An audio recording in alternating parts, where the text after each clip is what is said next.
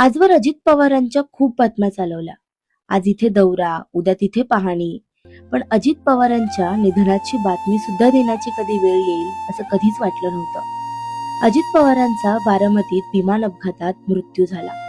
सकाळी 8:46 दादांचा अपघात झाला आणि 9 वाजता दादांचं निधन झालंय अशी बातमी आली.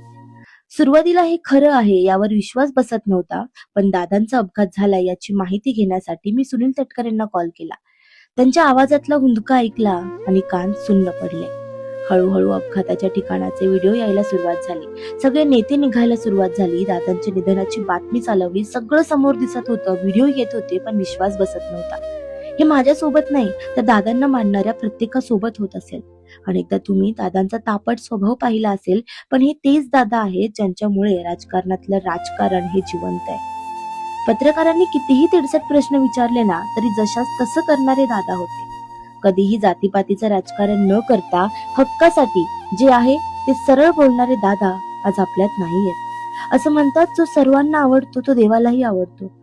कदाचित दादांसोबतही तेच झालंय. अजित पवारांविना महाराष्ट्र हे कधी विचारही केला नव्हता. सगळं वेळेत आणि वेळेला धावून येणारे दादा आज वेळेआधीच आपल्याला सोडून गेले. आज खरंच असं वाटत होतं की आपली बातमी खोटी निघावी आणि दादांनी येऊन पुन्हा नेहमीप्रमाणेच पत्रकारांची शाळा घ्यावी. पण आता हे होणे नाही. आम्ही तुम्हाला खूप मिस करू दादा.